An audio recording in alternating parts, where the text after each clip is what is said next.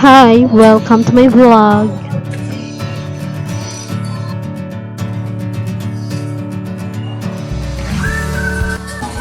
Marami tayong package.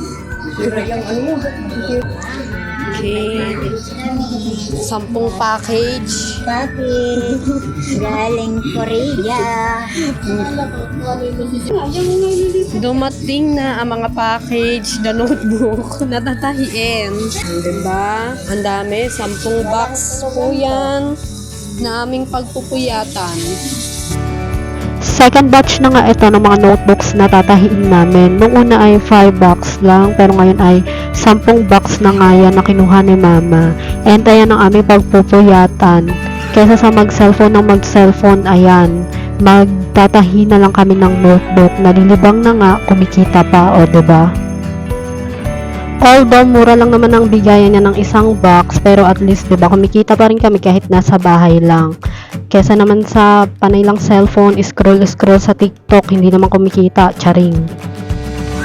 Ako naman ay bihira lang ako makatulong sa pagtatahi ng notebook kasi kapag pumapasok nga ako sa trabaho, syempre hindi ako makakatulong. Kaya kapag nasa bahay lang talaga ako, ayan, tumutulong ako sa pagtatahi ng notebook.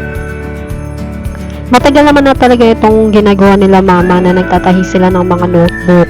Kaso nahinto lang ito nung nakaraan taon kasi ayun, medyo tinamad-tamad sila at wala ngang tagabuhat nung nakaraan. Kaya ayan. Pero ngayon ay nagbalik ulit sila sa pagtatahi ng notebook and ako naman hindi na ako gaanong nabibisi.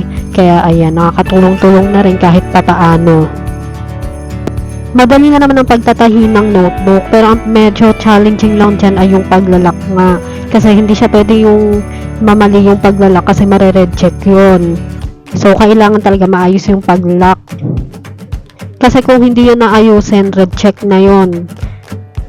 Kung sa pagtatahi lang, madali lang siya. Ayun nga lang talaga yung paglalak nga lang.